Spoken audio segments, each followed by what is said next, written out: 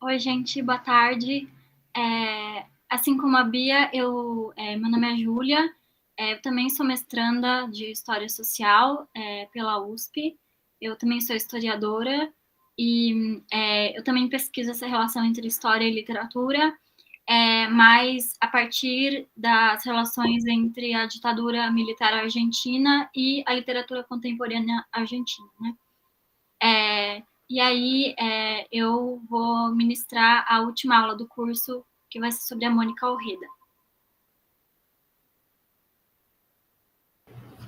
Boa tarde a todas e todos. Meu nome é Olivia, eu sou doutoranda em literatura espanhola na USP, no departamento de literatura espanhola.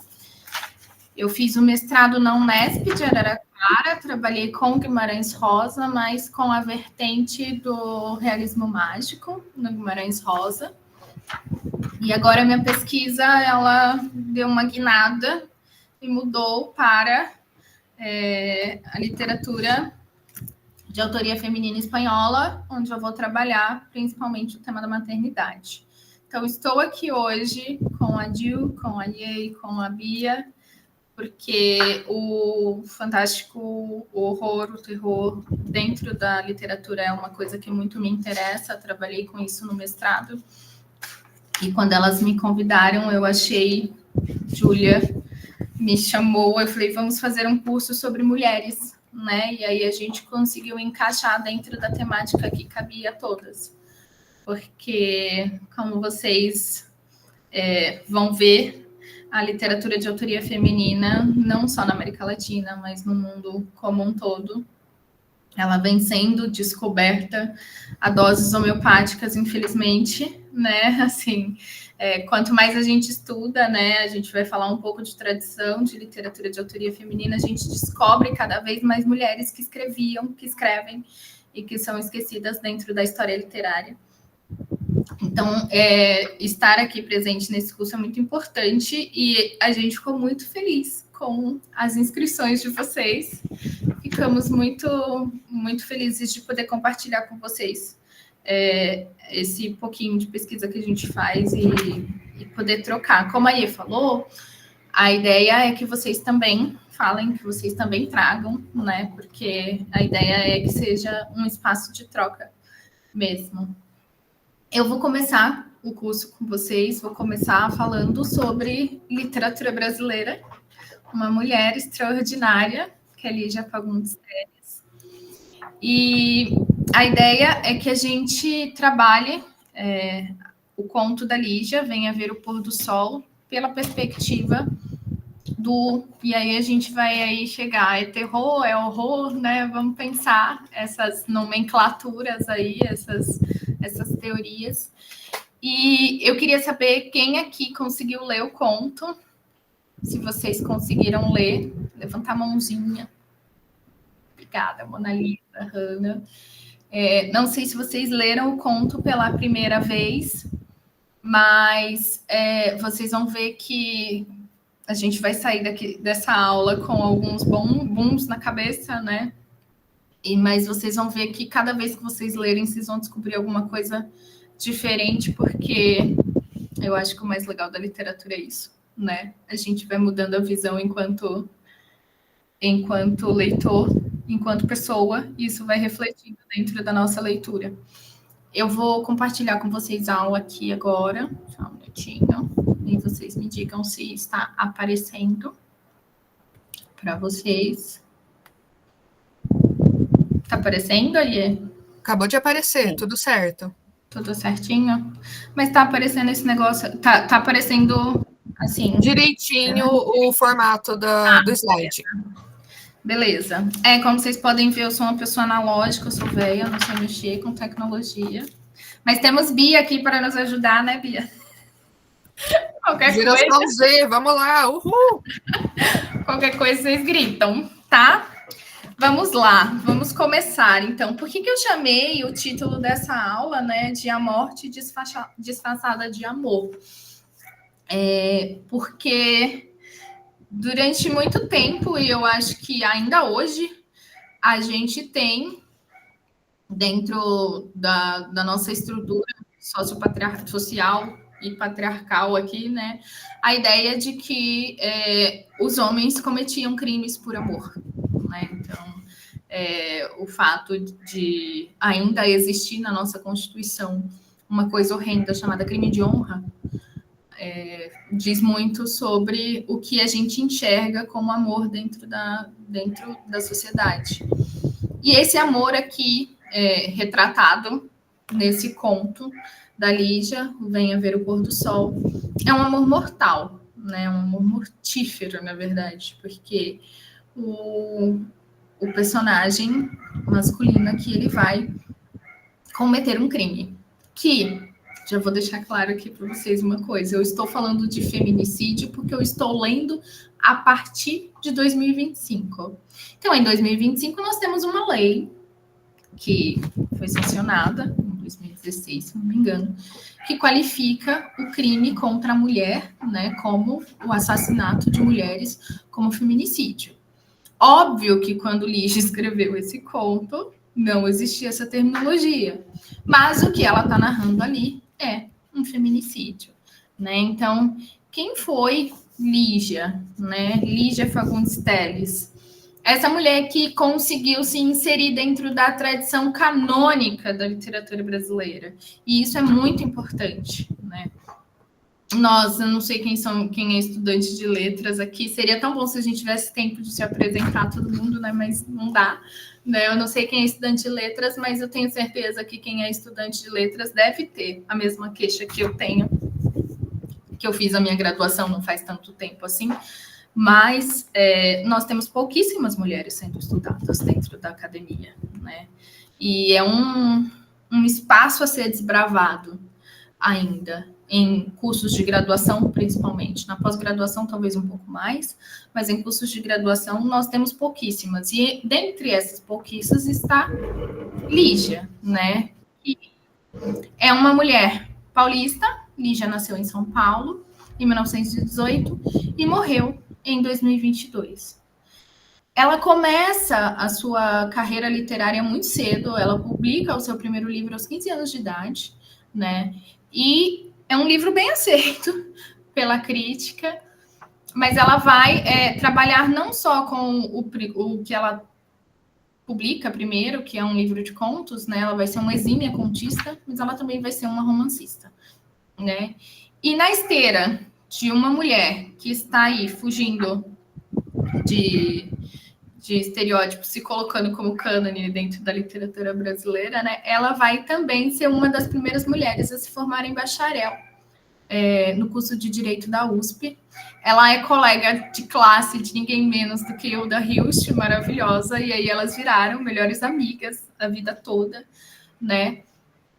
E muito consciente do papel da mulher, do que estava reservado à mulher dentro da sociedade brasileira, a Lígia foi também uma mulher engajada com as questões político-sociais do seu tempo. Né? Em 1976, ela vai integrar um grupo de intelectuais que vai fazer um abaixo-assinado contra a censura no Brasil. A gente sabe que nós estamos falando aqui de um período muito triste, né, sobre a ditadura militar no Brasil.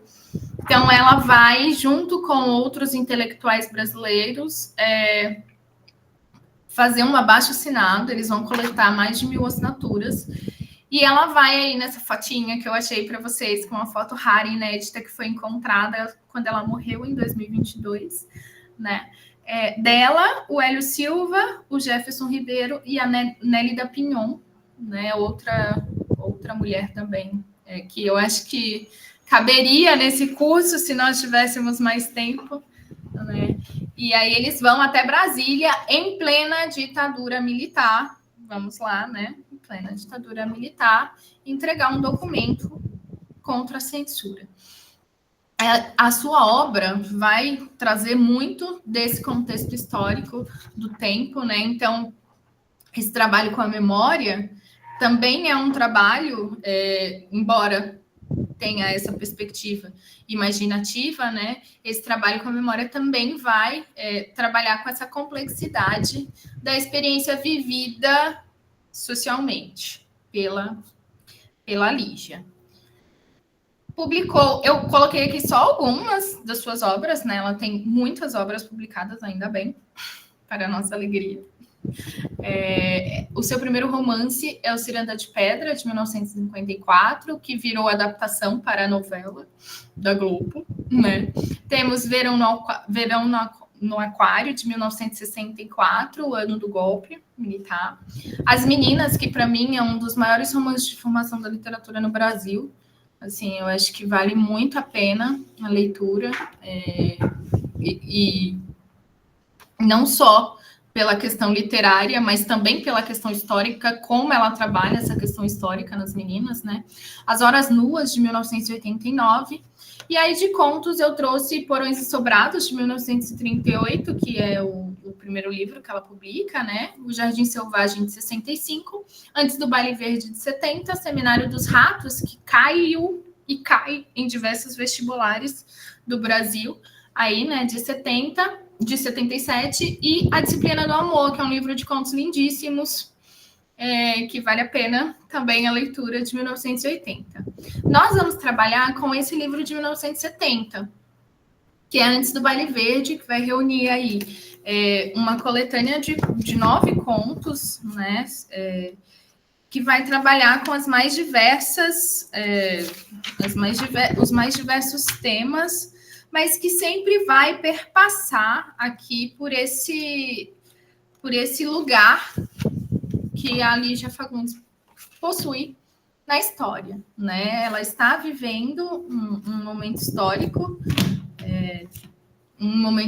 triste para quem tem consciência política e é engajado como ela no Brasil, né? Que é a ditadura militar deflagrada em 1964 com o golpe, né? Não teve nada de revolução, foi golpe mesmo.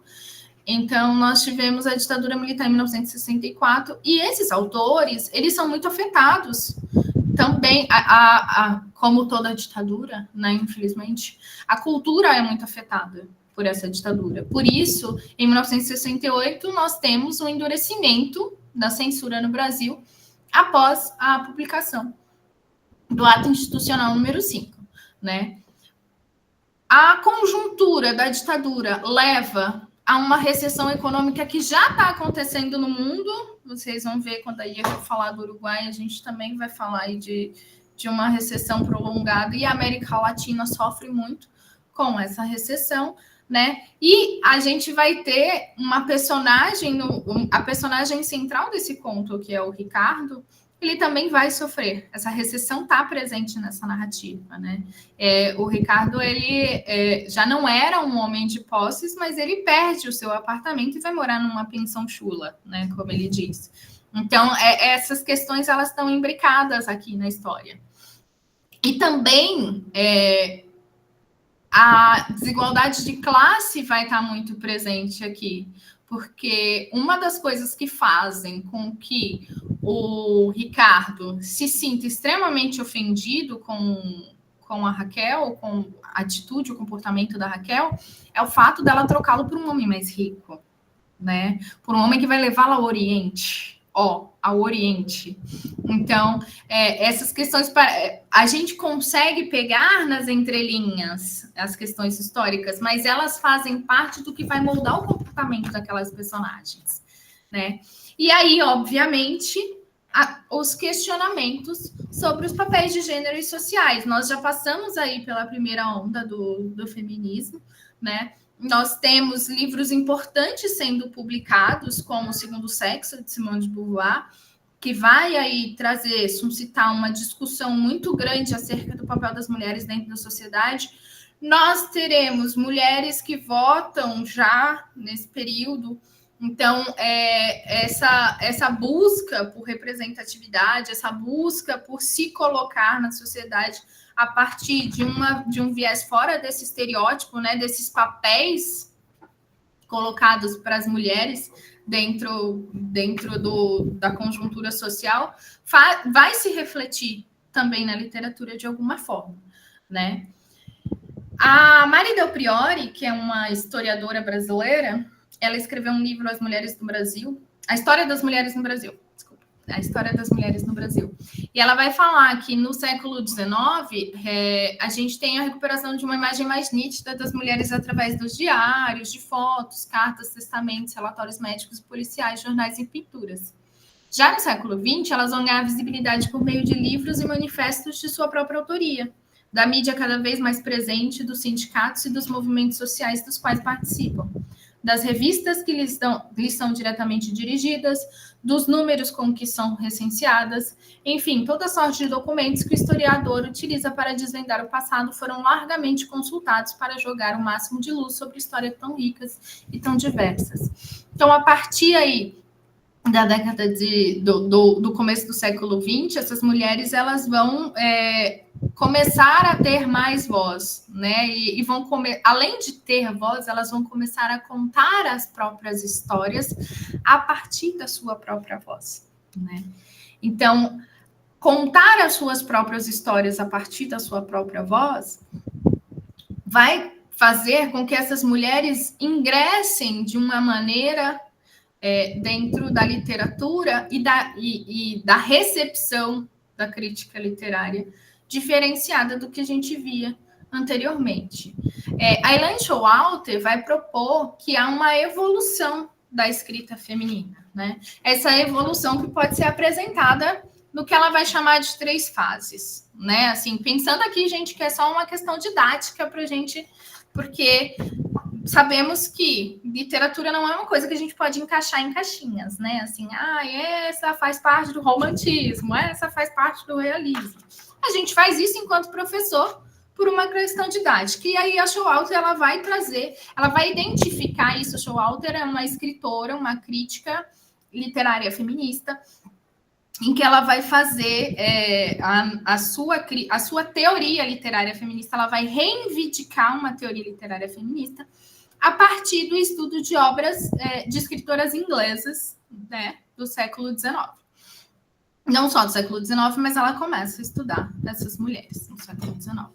E aí ela vai dizer que essa evolução da escrita feminina, a escrita feminina sempre existiu, né? Ela parte desse ponto. Sempre existiu mulheres fazendo literaturas, né?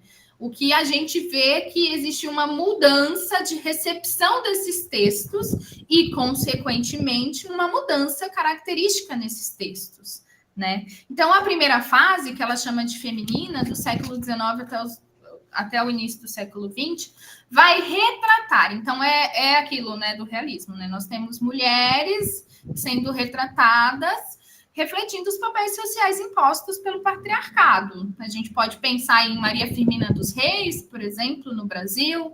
A gente pode pensar em Jane Austen, na Inglaterra, né? Então, podemos pensar nessas mulheres, na Júlia Lopes de Almeida, também no Brasil, né? Então, podemos pensar nessas mulheres aí nessa primeira fase. A segunda fase, ela vai chamar de feminista, que é de 44 a 90. Que vai trazer aí personagens que contestam o que a primeira fase estava retratando, né? Então, a partir aí dessa fase feminista, essas mulheres vão começar a contestar o poder masculino e lutar por seus direitos, inclusive literários, tá? Não só sociais, porque as mulheres ainda têm muita coisa a conquistar no mercado editorial. E a terceira fase, que ela vai chamar de fêmea, a partir de 1990, que vão ser literaturas que vão trazer aí essa busca pelo autoconhecimento feminino.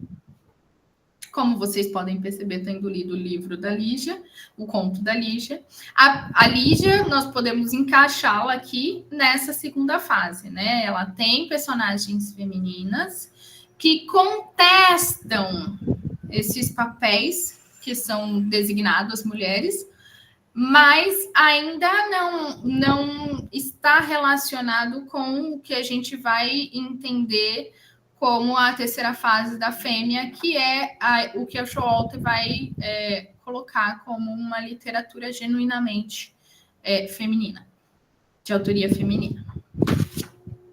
Gente, se eu estiver falando muito rápido, se tiver... Por favor, é só falar, Olivia, respira, tá? Respira e vai. Se tiver alguma dúvida também, é só levantar a mão e falar, ou pode falar no chat também, tá? Então, a Lígia, ela é formada por essa tradição de autoria feminina, né?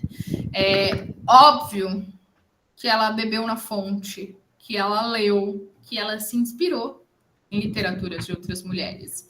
É óbvio que ela leu, como a gente vai buscar na crítica da Lígia, todo mundo fala muito que ela se parece com o Edgar Allan Poe, que ela bebeu na literatura do Edgar Allan Poe, porque Edgar Allan Poe ficou como o nome do fantástico, mas eu não tenho dúvidas de que ela também bebeu na fonte de Mary Shelley, né? Então, assim, existe uma tradição literária feminina. E a Lígia não só bebeu nessa fonte dessa tradição literária de autoria feminina, como ela também se tornou referência, né, dessa tradição. Eu comecei a aula dizendo que Lígia está entre as poucas mulheres canônicas do cânone literário brasileiro, né? Isso é muita coisa. Pensando em um mercado editorial extremamente machista como o brasileiro, né?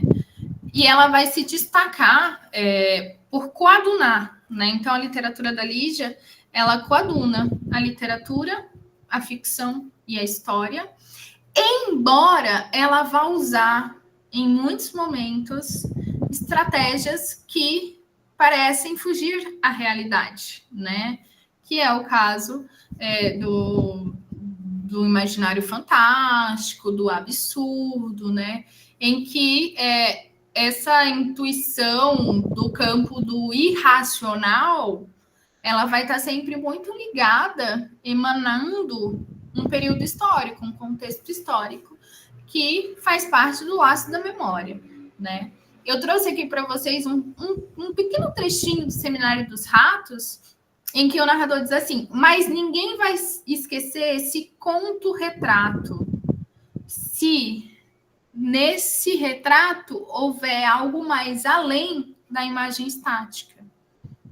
Então, além da imagem estática, do que está sendo colocado ali ficcionalmente, além da imagem da história, que está sendo colocada ali também ficcionalmente, eu tenho essa intuição, eu tenho essa característica da imaginação.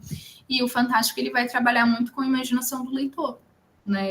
Ele vai trazer para o leitor muito o leitor vai ser responsável muito dessa interpretação como fantástico, horror, terror, e já vamos chegar a isso, vamos chamar de fantástico, terror, horror, né? Que é o que eu fiquei pensando enquanto eu estava preparando essa aula. E aí eu trouxe um trechinho da Lígia, que ela vai falar que... Deixa eu só ver aqui, peraí, que eu não tô enxergando. Considero meu trabalho de natureza engajada, ou seja, comprometido com a nossa condição nesse escândalo de desigualdades sociais.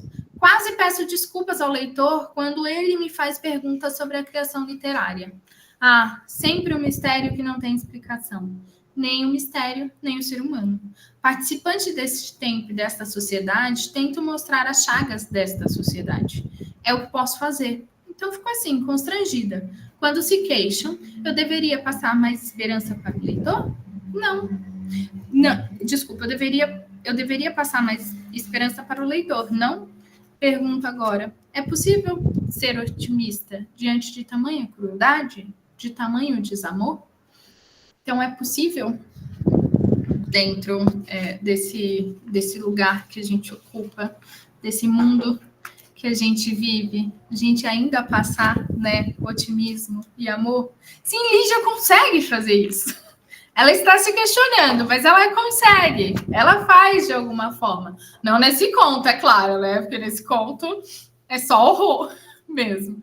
Mas ela consegue dentro da sua literatura. E eu acho que é uma coisa muito bonita. Eu não me lembro onde...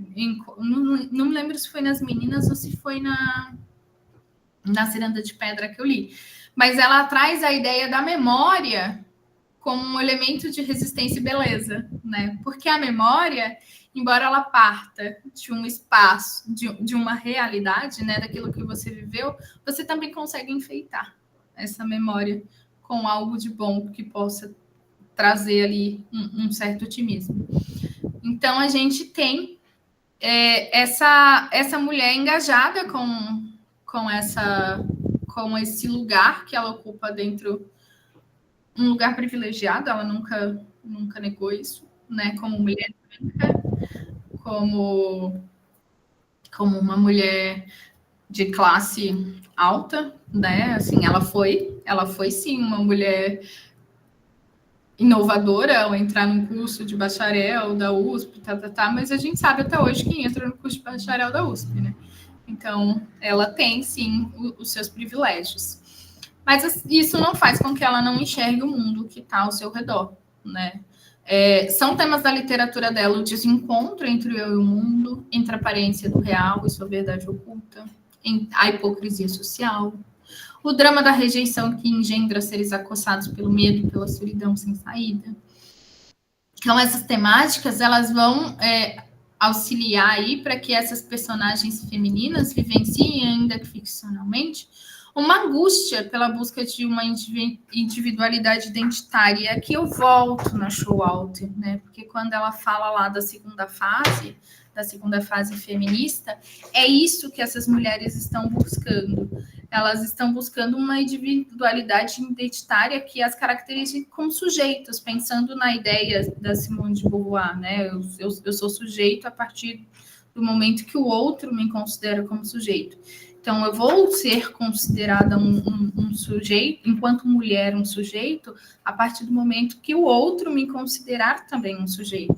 E essa busca identitária dessa segunda fase feminista vai culminar na terceira fase da fêmea, né? Que são dessas mulheres que já se entenderam como sujeitos, mas agora querem se entender enquanto sujeitos independentes do outro.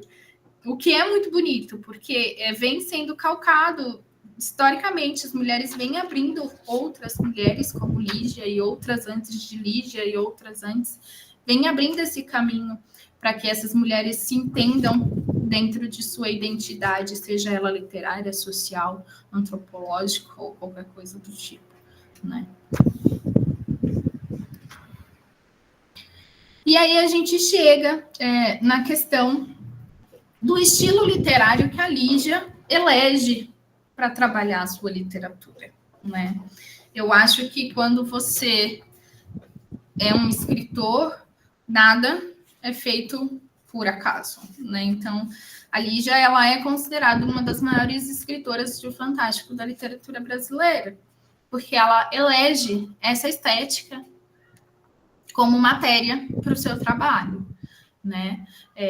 Não sei se vocês leram O Seminário dos Ratos, que é um livro muito fantástico em todos os sentidos que fantástico pode ter, né? Assim, mas ela consegue trabalhar o fantástico de uma maneira muito particular, muito sua, muito original, mas fantástico, né? Assim, então, eu queria trazer para vocês aqui eu não vou dar a teoria do fantástico feita por Todorov e as estruturas, porque eu acho que não é o caso aqui, né? Mas tem algumas coisas que a gente precisa conversar sobre como nasce esse horror dentro da literatura de autoria feminina, né? Por que o horror dentro da literatura de autoria feminina? O que é fantástico, o que é horror, o que é terror, né? A gente sabe que o fantástico é um grande gênero literário, mas que está dentro da literatura, e aí dentro do fantástico se encaixam esses subgêneros, né? A gente fala de gótico, de realismo mágico, de terror, de horror, dentro dessa grande categoria aí que vai ser o fantástico. E aí dentro dessa grande categoria que é o fantástico, alguns pesquisadores estão descobrindo, já faz algum tempo dentro da crítica literária, a ideia do fantástico feminino, porque o fantástico feminino vai trazer algumas características que vêm de encontro com a técnica narrativa do que o fantástico do Edgar Allan Poe, por exemplo, traz, mas que são específicos aí das condições sociais e políticas das mulheres, né? Então, a pesquisadora belga, Anne Richter, ela vai escrever um livro em que ela vai cunhar pela primeira vez, o termo fantástico feminino, né? No livro Fantástico Feminino, de Anne Radcliffe, até os nossos dias. O que seria esse fantástico feminino, então, para a Anne? Seriam composições em que as mulheres, diferentemente dos homens, adentrariam o sobrenatural sem questioná-lo, pois estariam desprovidas da vaidade e do orgulho masculinos. Então, a Radcliffe, ela vai dizer... Desculpa, a Richter, ela vai dizer que o fantástico feminino é diferenciado do fantástico masculino porque a mulher possui uma coisa que o homem não tem, intuição, né? E a partir dessa intuição e dessa imaginação, essa mulher consegue desenvolver o fantástico de uma forma diferente. A Lopes Peliza vai dizer que isso é essencialismo, ao molde do que as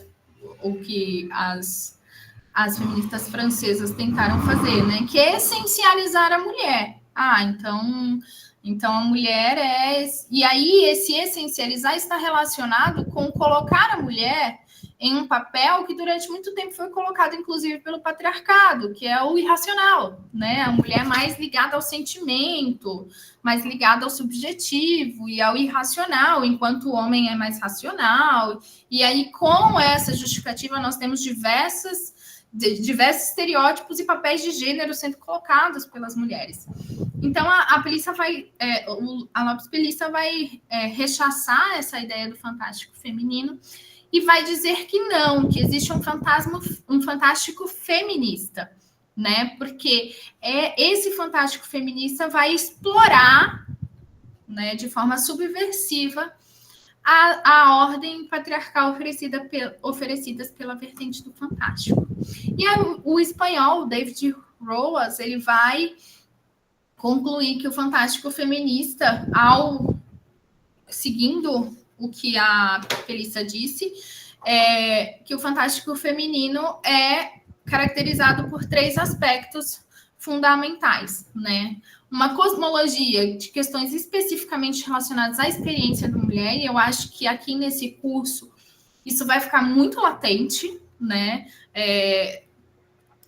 Quando a gente fala de violência contra a mulher, a gente está falando de algo muito específico relacionado à experiência dessa mulher. As vozes narrativas femininas, e aqui na Lígia a gente já começa com uma subversão, né? Porque, embora seja uma mulher narrando, ela traz esse foco narrativo masculino, né? E a presença de mulheres como agentes da ação. Então, e tudo isso configura o que esse trio aí vai chamar de fantástico feminino. Opa, peraí. Voltando aqui, o que eu fiz? Uai! Eu disse que eu não sou tecnológica. Então, diante disso, a gente resolveu pensar o que seria a literatura de terror e horror, né? O que seria terror, o que seria horror. E a Alonso Collada vai dizer que na América Latina o terror ele vai funcionar como uma crítica subversiva ao status quo, né? Que vai refletir medos, incertezas locais, muitas vezes relacionados a questões como poder, violência, injustiça social, e ela vai diferenciar esse terror do horror. Não é ela, tá, gente? Ela está trazendo outros autores que estão tentando trazer essa diferenciação, como Stephen King, por exemplo, né, que vai trazer as 3 categorias do terror. A literatura de terror vai buscar, então, evocar o medo por meio de uma perspectiva emocional em vez da racional. Então, o terror vai ser associado ao sentimento de antecipação que antecede a experiência do horror. Que eu já vou adiantar para vocês aqui é o caso da Lígia, né? Ela vai antecipando para a gente pistas, né, do que vai acontecer nessa história, nesse enredo aqui. Enquanto o horror, ele vai se manifestar durante ou após o confronto com o elemento aterrador, que é o que acontece, o que a gente sente quando a gente percebe o que o Ricardo está fazendo com a Raquel, né? Então, há uma diferenciação aí entre o que seria terror e o que seria horror. A literatura da Lígia, nós vamos considerar mais como um horror. Desculpa, como terror. Estou meio confusa. Foi mouse. Mas, pensando nisso que a gente acabou... Eu não sei se ficou alguma dúvida, gente, sobre a tradição de literatura feminina relacionada à literatura de horror, terror. Não sei se ficou claro para vocês essas categorias. Se tiver alguma dúvida, por favor, é só mandar. Tá? Vamos lá. Então, eu queria que vocês pensassem agora no que sugere no conto da Lígia uma atmosfera de terror. O conto vem a ver um pôr do sol. E eu vou colocar, eu não, a Dielen, né? Vai colocar, e vai colocar aí para vocês um link para a gente pensar. O que vocês estão pensando sobre esse conto? Tá? Então, eu vou pedir para vocês, por favor, acessarem. Quem tiver com o celular pode acessar pelo QR Code, mas aí vai colocar o link no chat também, tá? Para vocês dizerem aí o que vocês consideram que há de terror nessa narrativa da Lígia.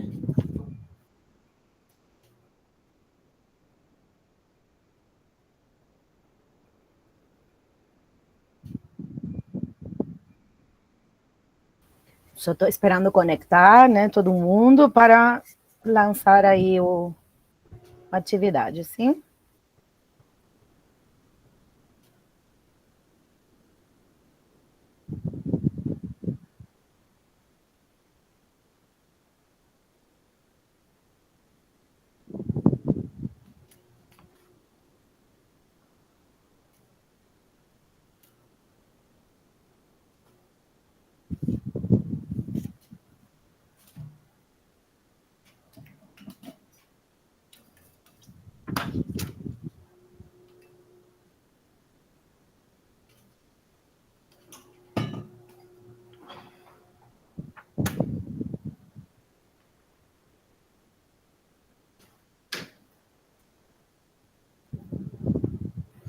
Bom, estão faltando umas 10 pessoas, eu vou dar início à atividade. É uma nuvem de palavras, uma lista de ideias, né? Então, vocês podem escrever. Essa pergunta que a Olivia fez, né? O que vocês concebem, esses elementos que vocês reconhecem de terror narrativa da Lígia.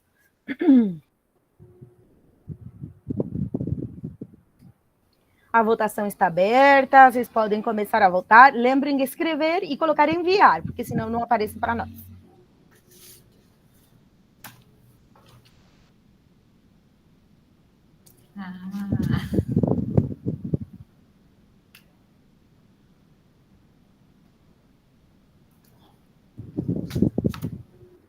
Hanna, podem ser palavras soltas, podem ser também frases, não se preocupa.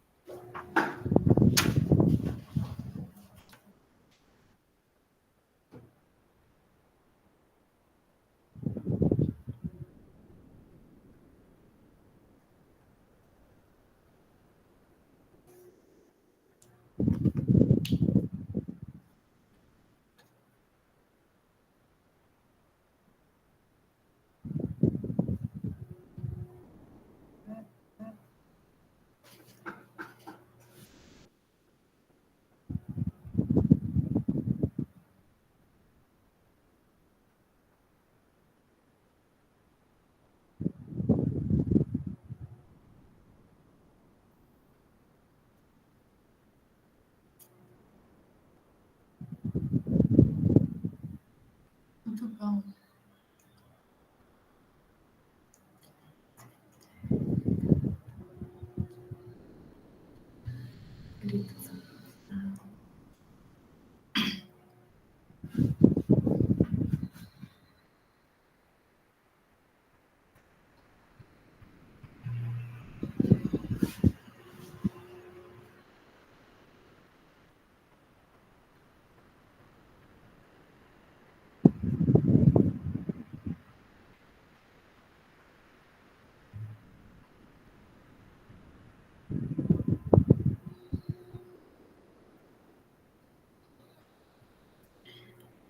Muito bom! Estou vendo aí que a palavra cemitério está no centro da nuvem de palavras. Isso é clássico da literatura de terror, né? Assim, essa ambientação nesse espaço, que é um espaço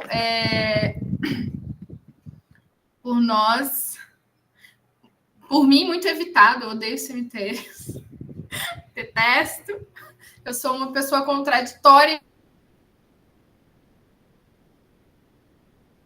na realidade. Assim, então a gente tem aí essa ambientação do cemitério, que é o espaço narrativo escolhido para Lígia trabalhar esse enredo, né? Teve uma coisa que eu achei muito interessante que eu li aqui, que é a natureza devastadora. Sim, essa descrição da natureza que ela vai trazendo é muito importante para a gente trabalhar essa atmosfera fantástica, né? Essa atmosfera de terror que vai se construindo no conto. A forma como ela faz teve alguém que colocou a narrativa, a descrição que ela vai trazendo, né,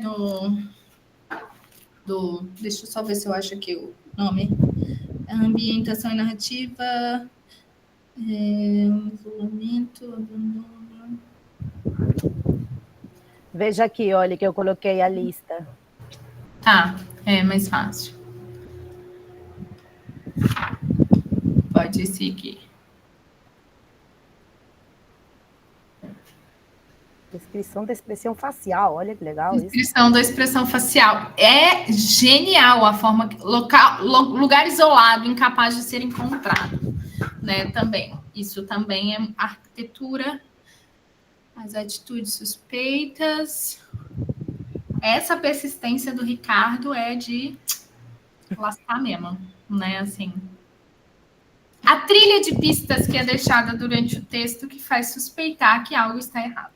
Então, esse nome, trilha de pistas, eu achei que é um elemento essencial para a gente pensar em como o terror é construído no conto, né? Ele é realmente construído por uma trilha de pistas que o leitor tem que prestar muita atenção para entender o que está acontecendo, né? Porque conforme eu vou mostrar para vocês, aí eu posso voltar na minha apresentação.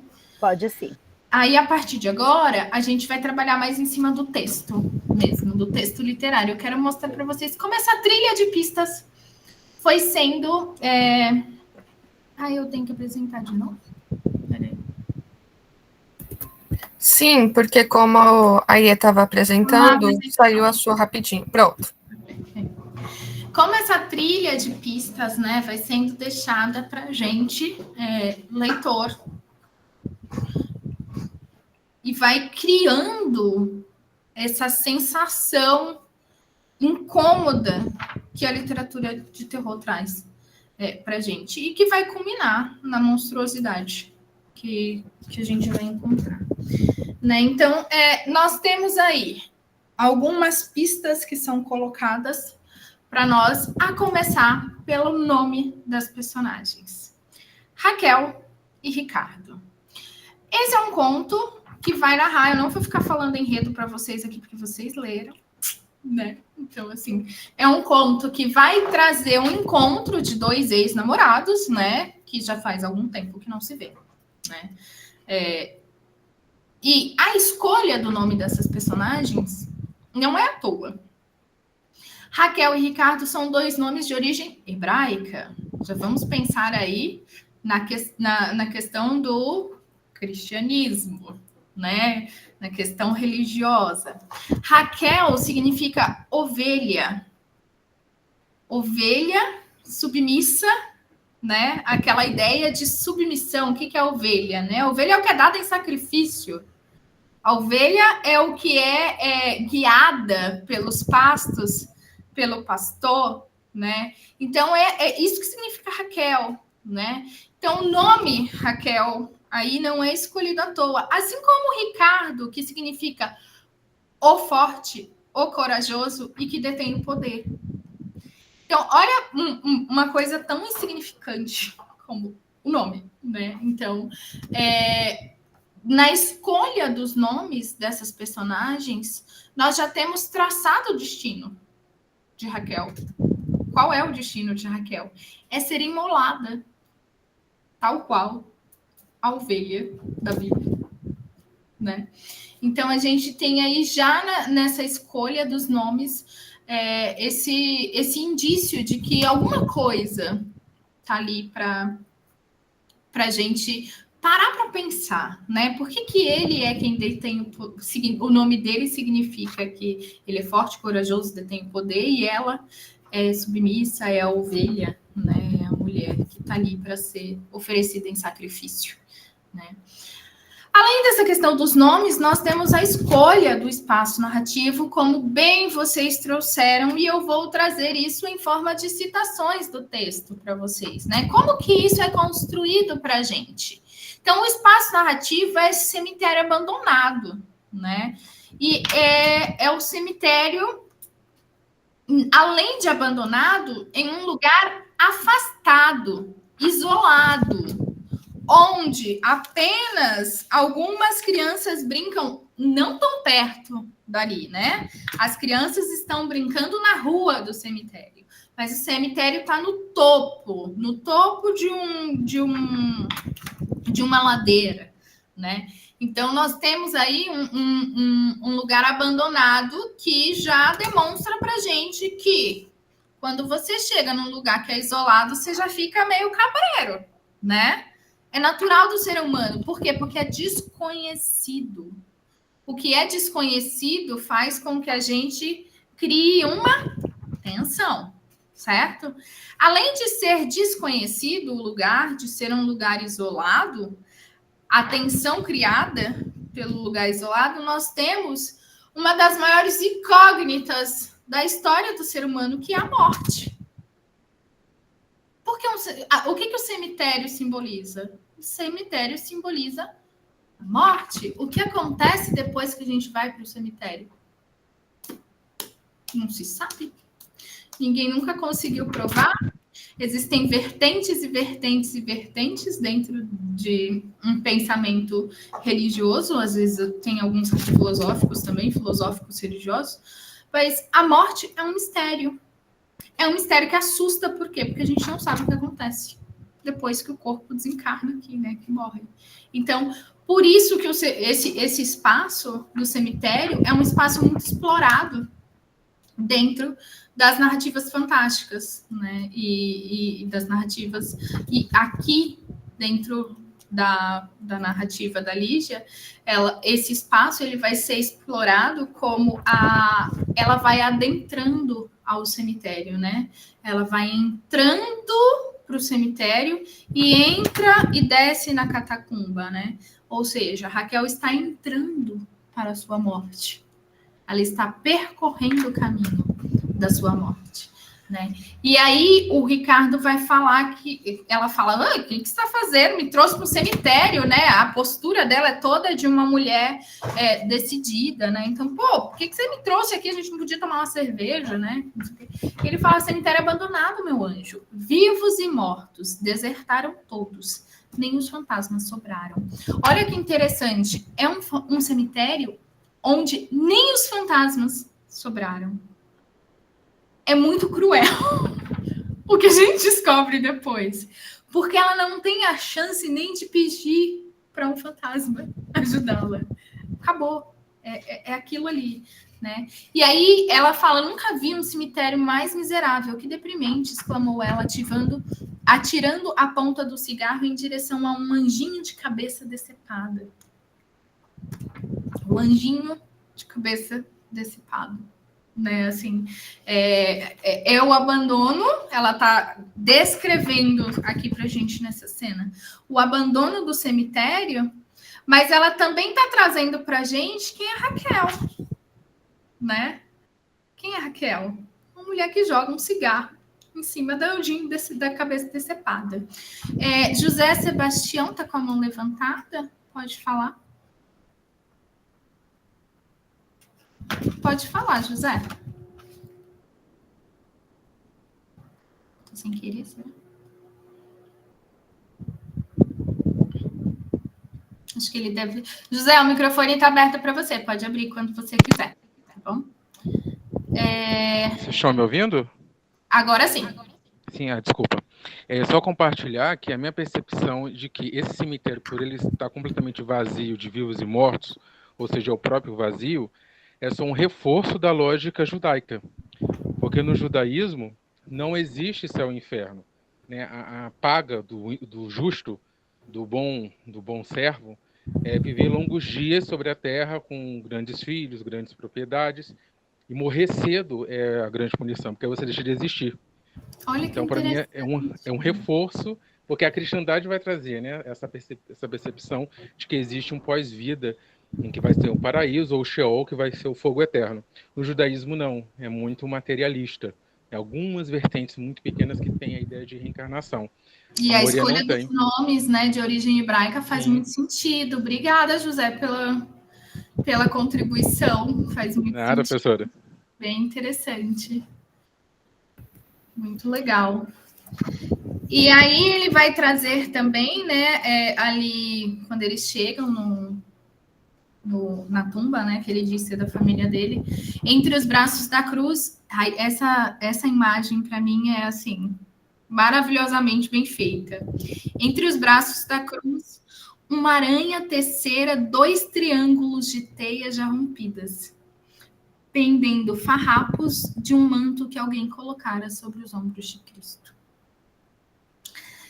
Eu fiquei pensando nesses 2 triângulos de teia, né? Assim, 2 triângulos de teia. E quem é Harry Potter, quem é Potterhead aqui deve ter pensado, né, em uma das relíquias da morte. Eu achei muito interessante. É lógico que isso é uma coisa completamente alheia, coisa de Olivia, que fica achando analogia em tudo, não tem nada a ver, mas eu achei interessante essa ideia dos 2 triângulos da morte aí, que formam como se fosse um manto de Cristo em farrapos, né?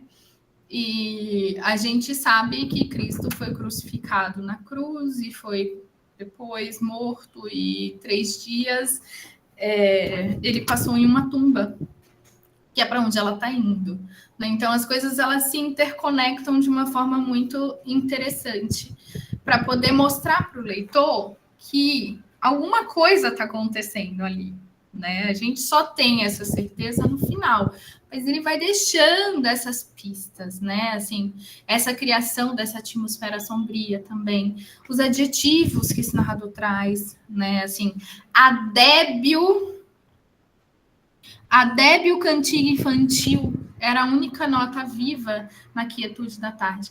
Não era só uma cantiga infantil, gente, era débil. O que é débil? Né? É algo fraco, algo frágil, algo que está ali ao longe, no caso da cantiga infantil, né? Foram andando pela longa alameda banhada de sol. Os passos de ambos ressoavam sonoros como uma estranha música feita do som de folhas secas trituradas sobre pedregulhos. Aqui eu tenho até uma sinestesia, né? Assim, porque você consegue sentir o tato pisando e essa construção vai se dando aí, né? Um pássaro rompeu o cipestre e soltou um grito. Ela estremeceu. É nesse momento que a gente sente que a Raquel está se ligando do que está acontecendo, porque até então ela está lá curiosa, né? Por que o Ricardo convidou para aquele lugar estranho, para aquele encontro tão afastado, o que ele quer com ela, né? Ela é movida pela curiosidade, né? Tipo, tá, gostei dele, o que será que ele tá querendo comigo? O que será que ele tá querendo dizer com esse me ver uma última vez, né? E aí, esse papel central da personagem, né, ela vai ser importante para a criação dessa atmosfera de terror. O Carol, Oi. Desculpa te interromper, só que a gente viu que tem uns comentários bem interessantes no chat. Acho que seria legal você dar uma olhada sobre o nome, por exemplo, alguns trechos que a galera está achando interessante, a questão do espaço turístico do cemitério. Antes de você entrar na personagem, desculpa a interrupção. Tá. O Tiago disse que estava imaginando o Ricardo como um homem fraco e covarde. Ele é manipulador. Olha que interessante aí, vai de encontro com aquilo que a gente estava conversando ontem, né? Eu já vou comentar porque eu vi que tem um comentário, eu vou linkar com esse do Tiago. Ele fica chamando ela de anjo, parece até que para ela ele já morreu. Ele muda, né, o vocativo ao longo do conto. Isso é mais uma pista do terror. Ele vai mudar o vocativo, eu já vou falar com vocês sobre isso também. Fiquei pensando na cultura dos cemitérios enquanto espaços turísticos de visitação em outros países da América Latina, enquanto no Brasil nós não temos essa postura, só a visão sombria da morte. Na verdade, Gabriel, agora nós estamos começando a ter né, essas visitações, porque eu não sei por que cargas d'água, talvez as historiadoras podem falar melhor aí, eu não sou, nunca entendi por que isso, mas nós temos uma dificuldade muito grande de lidar com a memória, com a nossa memória histórica, né? Assim, então a gente costuma passar, é como se a anistia tá aí para provar, né? A gente passa uma borracha e vive a partir daquilo, né? Mas existem, e eu acho que isso está relacionado com apagar as histórias que não se querem contar, né? Que não se quer contar. Então, eu fico pensando, por exemplo, eu sou da região de Campinas, né? E aí, aqui em Campinas, o movimento negro sempre foi muito forte, desde o período da escravidão, e sempre tentaram apagar, né?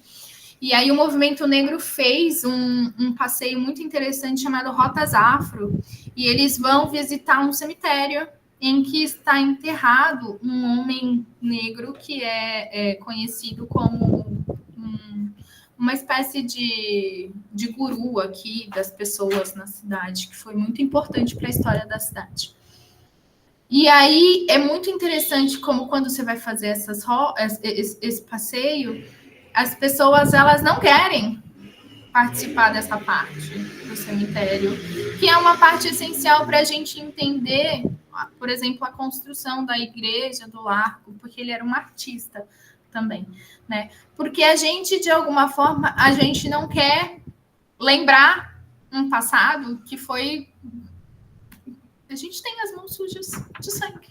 É isso, né? Então, eu não quero assumir as minhas culpas. Não, eu apago, eu passo uma borracha para não assumir as minhas culpas. É lógico que isso é uma interpretação minha, muito minha, assim, provavelmente devem ter outros fatos históricos que levam a isso. Não sei se as meninas querem falar. Professora, eu acho que em relação à ida de cemitério, também tem o fator religioso. Porque algumas religiões de matriz africana, você não pode entrar no cemitério de qualquer forma. Uhum. Sim. Então, imagino que também isso seja um fator importante. Sim, também tem, né? Eu acho que essa questão que você trouxe da memória é fundamental, né? Mas justamente como o Brasil está no momento de revisitar, entender um pouco mais essa memória, né? E fazer dessa memória uma ferramenta, pode ser que esse turismo, né, que comentou aqui o colega, agora, né, tome realmente um sentido. Eu penso, sei lá, Buenos Aires, cemitério da Recoleta, mas o que a gente vai ver lá? Vai ver os personagens históricos, vai ver o túmulo da Evita, né? Então, é isso. Então, revigorizar a memória, na verdade, mas não só no cemitério. A gente tem um trabalho com memória bem interessante aí, que eu acho que o Brasil está começando a ter uma ideia aí. Sim. Pode falar, Gil. Também conectando com o que a Agi acabou de falar, eu acho que essa questão da memória do Brasil e o resto da América Latina também é muito porque, como você falou, né, a questão da anistia, né, a gente aqui perdoou, né, os militares, né, os torturadores, não houve um julgamento, né, desses violadores, e também não houve uma apropriação dos espaços de tortura, né? Então, isso também, quando você não se reapropria desses espaços, né, acaba que quando você circula pelo espaço público, isso é totalmente apagado, né? Então, por exemplo, na Argentina isso é muito mais marcado, né? Então, por mais que você seja uma pessoa, por exemplo, conservadora, você vai estar sempre ali vendo uma outra narrativa, né? Sempre ali presente, e essa memória está sempre em disputa. Aqui, e essas coisas de anistia, a falta de um julgamento, né, e de uma sinalização pública, né, de uma institucionalização de espaço também acaba apagando isso, né? Sim, Gil, faz todo sentido. Obrigada, meninas, pela ajuda. Gente, eu tô vendo aqui vários comentários maravilhosos que eu vou discutir junto com a leitura dos próximos slides com vocês. Por exemplo, o perfil do Ricardo ser um homem fraco.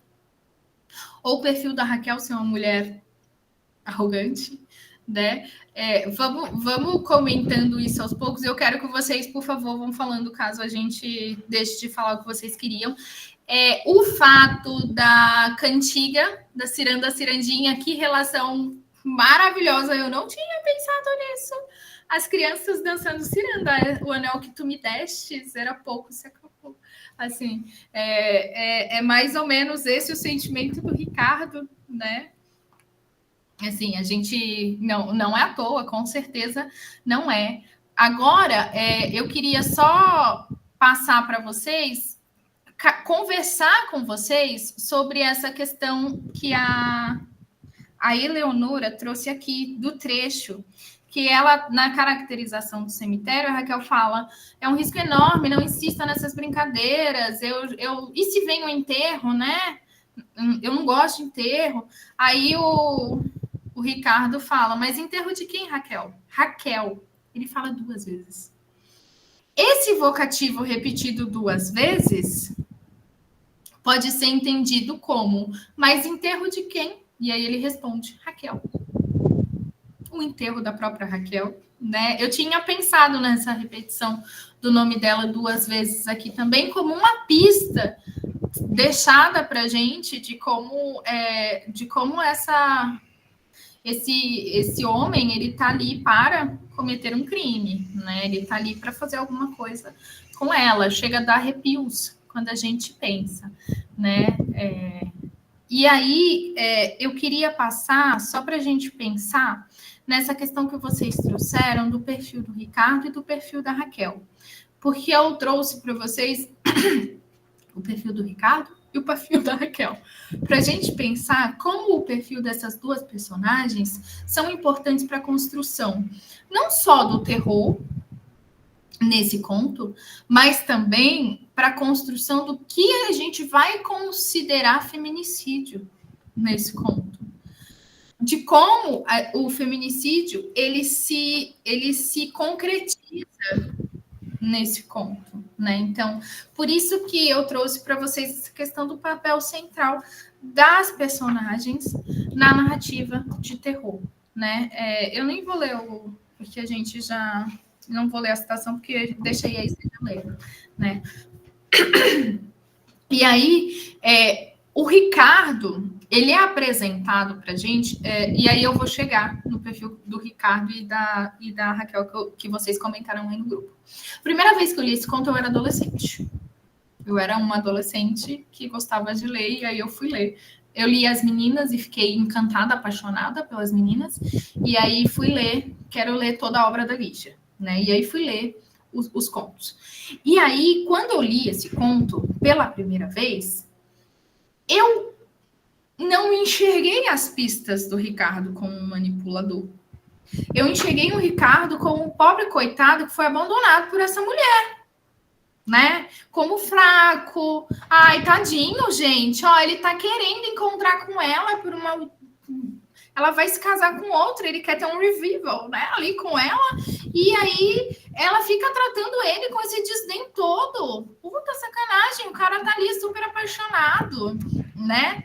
E aí eu me lembro que foi essa a visão que eu tive quando eu li o conto pela primeira vez também. Daí depois fui fazer letras, esqueci esse conto, né? Reli as meninas durante a faculdade. E aí eu estava preparando aula para os meus alunos e eu resolvi tratar a literatura de terror. Eu falei, tem aquele livro, aquele conto da Lígia Fagundes Telles, e aí eu fui reler já como uma mulher. Relendo como uma mulher, eu comecei a enxergar alguns sinais assim, sabe? Tipo, que esquisito isso aqui, né? Aí depois eu entendi que era um feminicídio, tudo, tá. Quando eu li a primeira vez, nem existia feminicídio. E aí, a terceira vez que eu li, eu já li ele muitas vezes, tá? Eu sempre revisito. A terceira vez que eu li como um conto para um clube de leituras que eu fiz com os meus alunos do ensino médio. E aí, na terceira vez que eu li, eu já estava formada como uma feminista. E aí eu enxerguei a manipulação. Aí eu enxerguei o quanto ele é descrito como uma pessoa manipuladora. E eu trouxe para vocês o texto para dizer que não é coisa de feminista que está enxergando manipulação em tudo. Não, a Lígia vai dando para a gente as pistas de que esse homem é dúbio. Alguém disse aí o caráter dúbio do Ricardo, né, na Nuvem de Palavras. Então, ele é apresentado para a gente dentro de uma dubiedade, de uma ambiguidade que é própria do gênero terror, que é própria da estética escolhida pela autora, mas também que é própria dos assassinos de mulheres. Né? Então, assim, a manipulação, ela faz parte da violência contra a mulher. Ela é algo essencial para que a violência contra a mulher ocorra, né? E o Ricardo, ele é manipulador. Gente, desculpa que passa muita moto, tá? Não sei se tá muito barulhento aí para vocês. A primeira apresentação, e aí uma outra coisa que eu queria chamar a atenção para vocês, o foco narrativo desse conto. O foco narrativo do conto está todinho no Ricardo. O narrador apresenta para a gente o Ricardo, mas quem apresenta a Raquel para a gente é o Ricardo. É a fala, é o diálogo, né? Nós somos apresentados a Raquel através de um diálogo. Nós somos apresentados ao Ricardo através do narrador. A gente começa primeiro conhecendo o Ricardo, para depois conhecer a Raquel. E isso não é à toa, né? Porque a ideia do crime de honra é de que eu vou levar em consideração ali que a honra daquele homem foi ferido, né? É uma vitimização do assassino. Isso existe até hoje, gente. Até hoje, quando você é estuprada, pergunta que roupa você estava usando. Até hoje, quando uma mulher sofre violência doméstica, tem gente que fala, mas por que ela suportou tudo isso? Essa pergunta, por que ela suportou tudo isso, é uma culpabilização da vítima, né? Então, é muito interessante que vocês deem anos de intervalo de leitura para esse conto e revisitem sempre, porque vocês sempre vão descobrir ali o quão maravilhoso é o texto dessa mulher, o quanto ela vai trazendo para a gente e como depende também aqui, eu não sou uma defensora ferrenha da estética da recepção, tá, gente? Mas o quanto essa recepção também faz com que a gente olhe para esse texto de uma forma diferente, né? O quanto o momento que a gente está vivendo faz com que a gente olhe para essa literatura de uma forma diferente. Então, ela vai apresentando para a gente. Ela apresenta o Ricardo para a gente assim, ó. Ele a esperava encostado a uma árvore, esguio e magro, metido num largo blusão azul marinho, cabelos crescidos e desalinhados. Tinha um jeito jovial de estudante. Olha que apresentação, né? Um bonitinho, um rapaz ali. Bonitinho, estamos aqui com um bonitinho. Então, essa primeira apresentação que a gente tem do Ricardo, né? De um jovem que tem um ar jovial, meio desleixado, né? Meio assim com blusão, cabelo meio bagunçado. De uma pessoa o quê? Normal. O Ricardo é um homem normal. Ele não é um monstro. Ele não é um monstro, ele é uma pessoa normal. Né? E aí ela já vai, aqui já na primeira página, trazendo pra gente alguns indícios de que ele não é tão bonzinho assim, né? Assim, ele vai falar, ele riu quando ela fala assim, tive que descer do táxi longe, né? Como que você me traz para essa longura? Aí ele riu entre malicioso e ingênuo. A escolha de malicioso aqui não é à toa, né? Daí na página seguinte, ela fala assim, ele riu também, afetando o encabolamento como um menino pilhado em falta.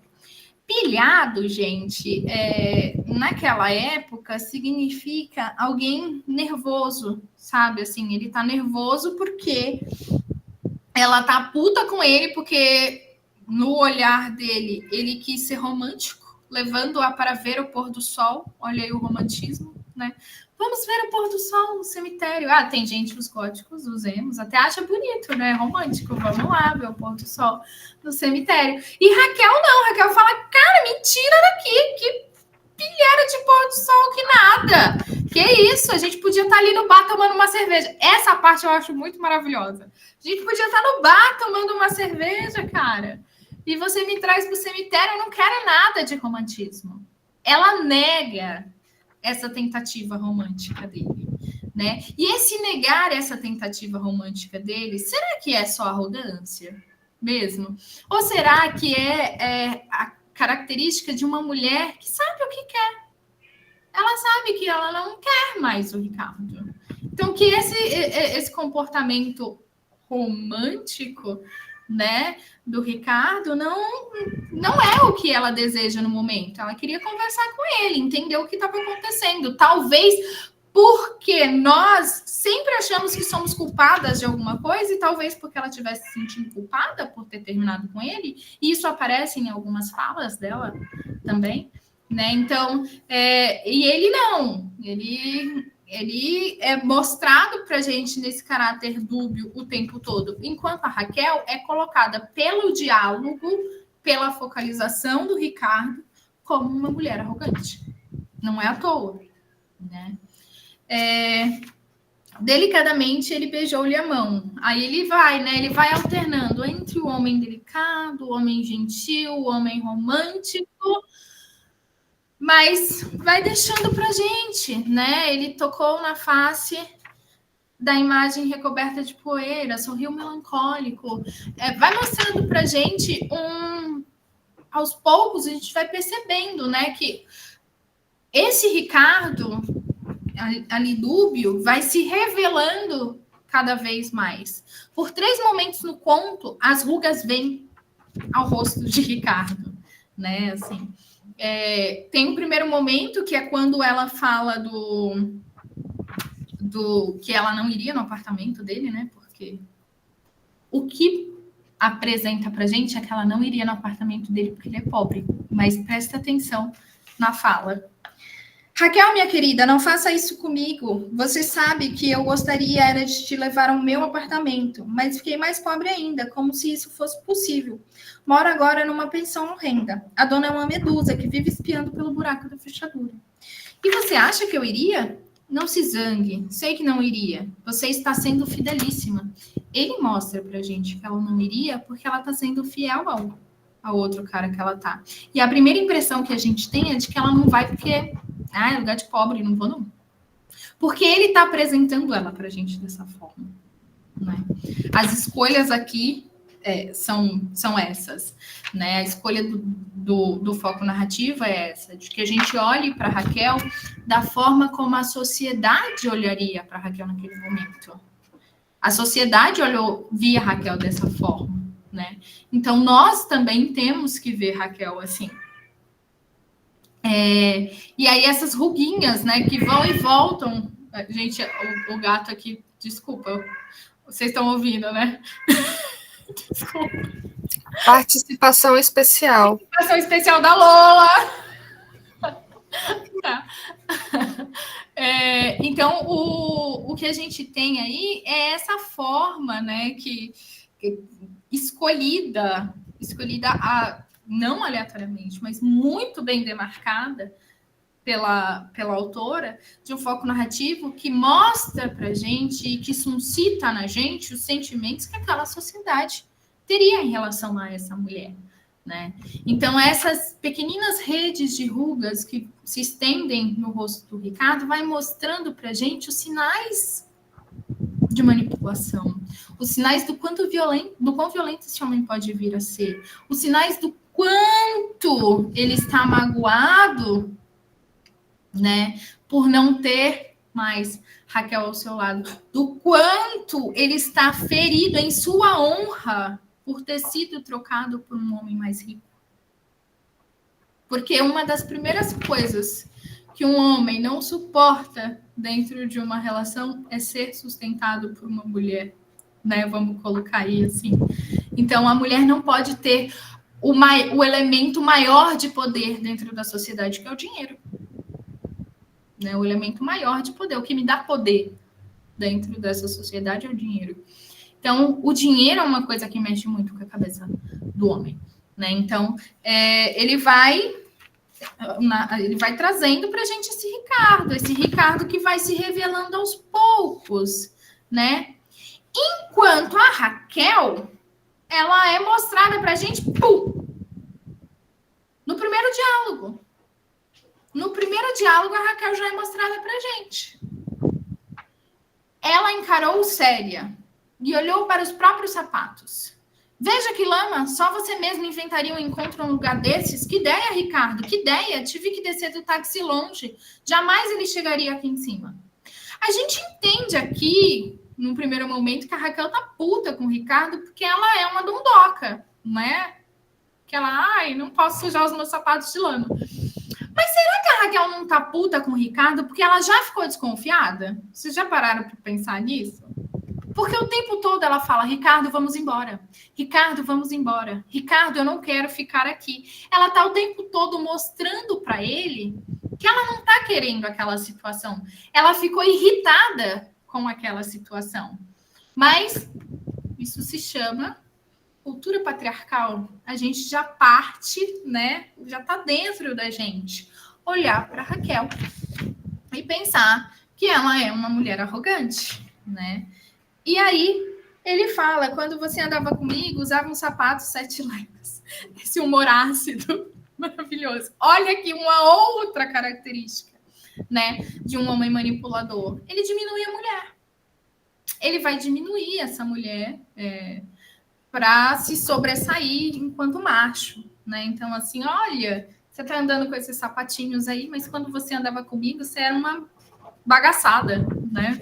Você não fumava esses cigarros chiques aí, né? Porque a descrição do cigarro é para mostrar o status social também, né? O status financeiro, a classe social da Raquel, né? E aí ele vai, quando ela fica puta com ele, em vários momentos isso acontece. Quando ela começa a ficar puta com ele, ele fala da beleza. Fala, ai, como você tá linda. Precisava ver essa beleza mais uma vez. Gente, isso é manipulação total. Assim, ele começa a mostrar as ruguinhas, quando ele começa a mudar e ela percebe, ele volta atrás. Não, mas eu te amei. Não, mas eu tive uma prima e eu amei essa prima. E aí ele vai manipulando a situação para chegar onde ele quer chegar, né? Que é onde ele quer chegar no que a gente vê no final como feminicídio. Então, essa primeira impressão que a gente tem da Raquel é uma primeira impressão provocada. Por isso que é genial. É uma mulher escrevendo da perspectiva de um homem. Uma percepção provocada de uma mulher que é, sim, uma mulher decidida, que fez, sim, suas escolhas, que escolheu não ficar com o Ricardo, que escolheu ter ali, né, a sua... Tá travado? Peraí. Que escolheu o homem com quem ela queria ficar, que tem a sua independência financeira também. Tipo, ó, vamos lá no bar, por que não no bar? Porque no cemitério? Ah, eu tô sem dinheiro. Eu pagava. Imagina, eu pagava para você pra gente tomar uma cerveja, não precisava. Então, a Raquel, ela é mostrada pra gente como essa mulher decidida. Só que ela é mulher. E aqui entra a questão, né? Ela é uma mulher vivendo na década de 70. Então, provavelmente, ela foi a esse encontro movida pela curiosidade do que o Ricardo queria com ela. Não porque ela queria fazer alguma coisa com o Ricardo, porque isso ela vai deixando claro o tempo todo. Quando ele abraça, ela se solta. Quando ele pega no braço, ela se solta. Ela não quer ter mais nada, né? Isso é mostrado pra gente. Quando ele abraça, ela pega pela cintura, ela joga o corpo para trás. Ela não tá jogando o corpo para trás num movimento de sedução. Ela tá jogando o corpo para trás porque ela quer se desvencilhar dele. Ela se desvencilha, né? Quando ele pega ela pelo braço, ela se solta do braço dele. Porque ela não está querendo nada com o Ricardo. Ela não foi lá para ter um revival ou beijar o Ricardo de novo. Não, talvez a manipulação que ele fez com ela foi tão grande, porque ela mostra pra gente no início, né? Quando lá na página 136, que ela fala assim, ó, ver o pôr do sol, ah, meu Deus, fabuloso, fabuloso. Me implora, ou seja, esse homem já estava enchendo o saco dela há muito tempo. Não é? Me implora um último encontro, me atormenta dias seguidos, me faz ver de longe para esta buraqueira, só mais uma vez, só mais uma vez. Esse só mais uma vez eu vi que a galera pegou aí nos comentários, né? Esse só mais uma vez como sendo a última, né? Assim, a última mesmo, né? Isso é indicado para a gente já no comecinho do texto também. Então, ela não está ali por isso. Ela está ali porque ele implorou que ela estivesse ali. E na condição de mulher que vê um homem sofrer por você na década de 70, essa mulher provavelmente se sentiu culpada. Provavelmente ela quis, mais uma vez, dizer para ele, cara, olha, você tem uma vida, vai viver sua vida, eu vou viver a minha, vamos de boa, né, assim. E, embora ela seja uma mulher decidida, ela é ingênua nesse sentido, porque ela aceita esse encontro. Porque ela acredita que o Ricardo gosta dela. E esse é um dos outros elementos que vão culminar aí no feminicídio, né? É a mulher acreditar nesse homem, acreditar que esse homem gosta dela, acreditar que esse homem quer só conversar, acreditar que esse homem tá ali, não é para fazer mal a ela, né? Ela acredita nisso. Mas o tempo todo o narrador dá pistas para a gente de que a Raquel ela tá desconfiada de que alguma coisa vai acontecer, né?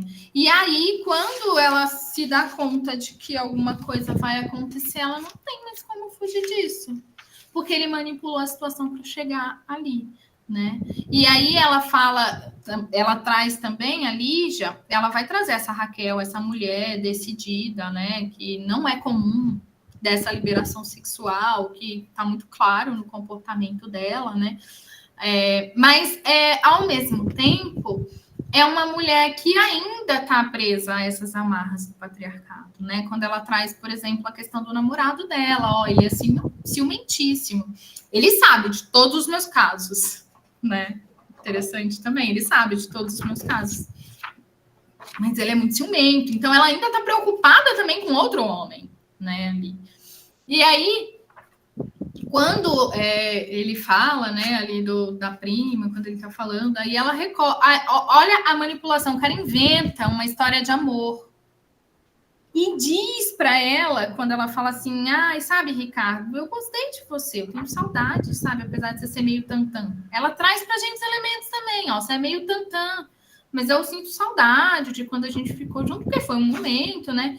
E aí ele fala, você devia estar lendo A Dama das Camélias, né? A Dama das Camélias é um romance aí romântico, que o romantismo esteticamente é uma corrente literária feita para a submissão feminina, né? A gente sabe disso. Então ele traz aí, né, esse elemento do romantismo, ela traz esse elemento do romantismo, que eu acho essa criticazinha assim, ó, afiadíssima, maravilhosa essa citação aqui. E aí ele vai trazer, né, a questão da prima E ela tá meio lá que bocejando, né? Ele tá falando e ela tá tipo, eu não quero estar aqui, que cara chato.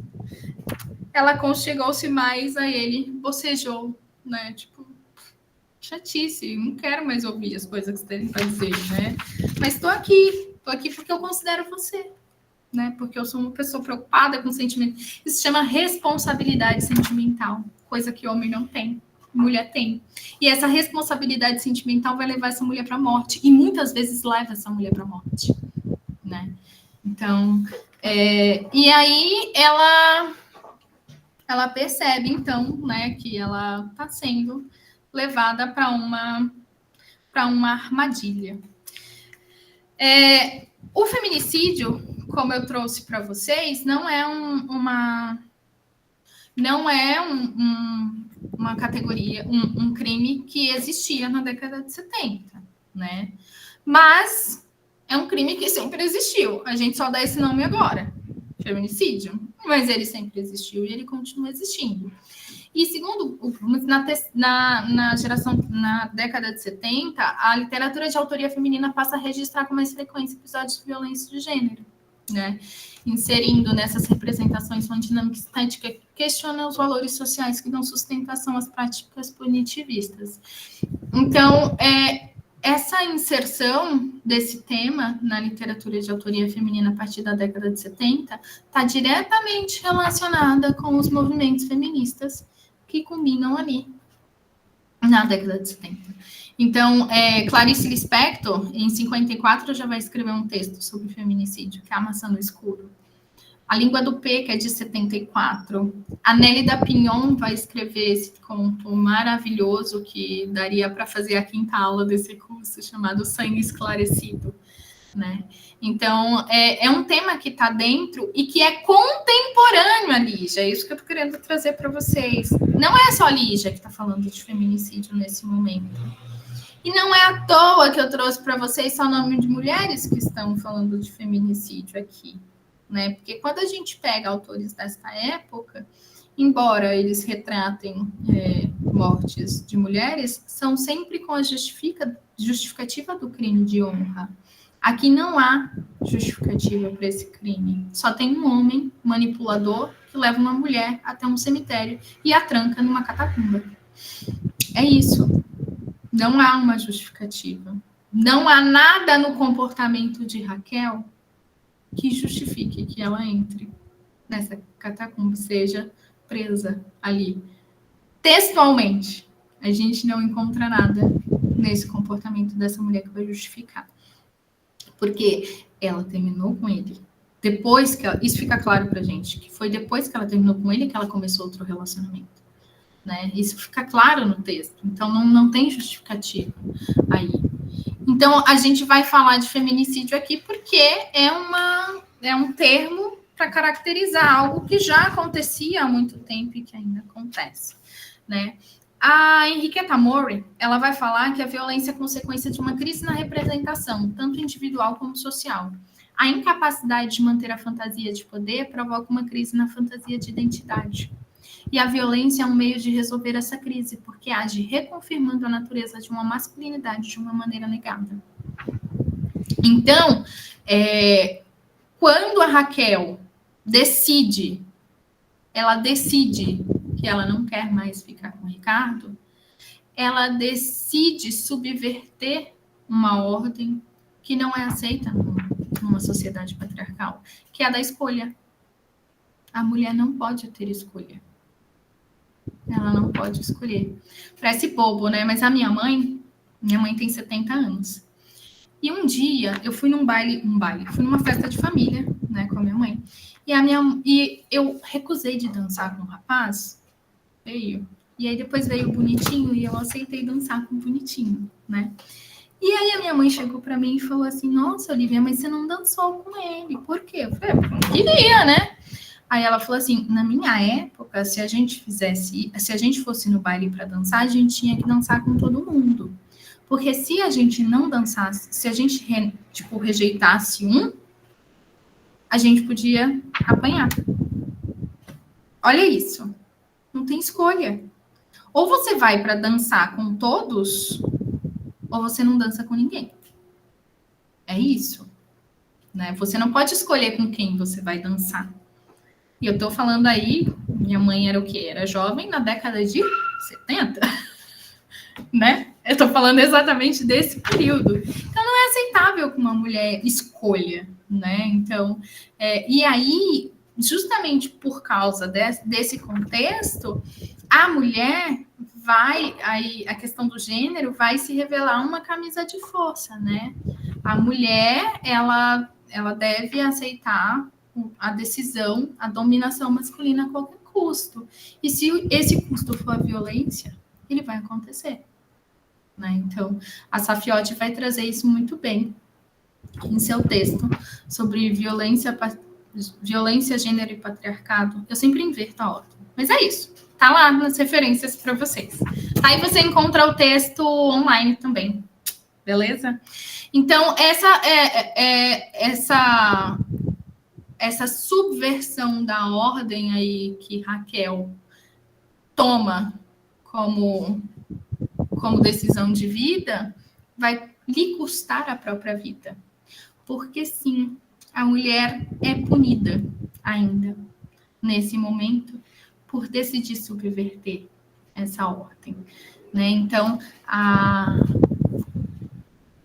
Raquel, ela vai partir, ela vai caminhar com os próprios pés para a morte, que é o seu trancafiamento em uma catacumba. E ela vai mostrando isso pra gente, como que o Ricardo vai construindo esse feminicídio, né? Ele começa romântico. Vamos entrar um instante e te mostrarei o pôr do sol mais lindo do mundo. Gente, eu sou uma romântica também, tá? Eu fico falando aqui, mas eu sou romântica. Eu acho lindo ver o pôr do sol. Principalmente o pôr do sol ao lado de quem você ama, né? Assim, é uma coisa, algo que suscita um desejo, né, de estar perto. É uma coisa bonitinha. Ai, quero ver o pôr do sol com você. Eu vou te mostrar o mais lindo pôr do sol do mundo. E aí, ele fala, eu escolhi esse passeio porque é de graça e decente. Até romântico. Vem comigo, pode me dar o braço, não tenha medo. O que ele está mostrando? A Raquel está com medo. O próprio Ricardo está mostrando para a gente que ela está receosa, né? Mas é esse abandono da morte que faz o encanto disto. Não se encontra mais a menor intervenção do vivo. Esta morte perfeita, nem lembrança, nem saudade, nem nome sequer, abandono, vazio. Ninguém vai te achar aqui, Raquel. Ninguém.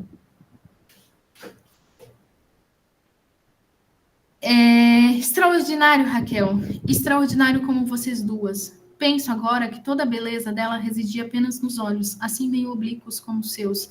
Aqui, gente, eu acho muito interessante que ele traz ela traz Capitu de Machado de Assis, né?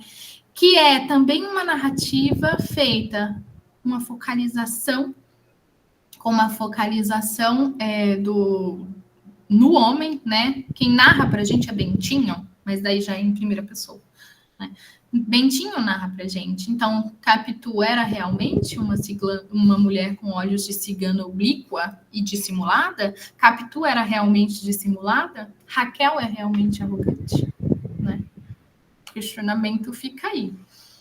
E eu te amei e te amo ainda. Percebe agora a diferença? A diferença é que ela gostava dele e ele a amava.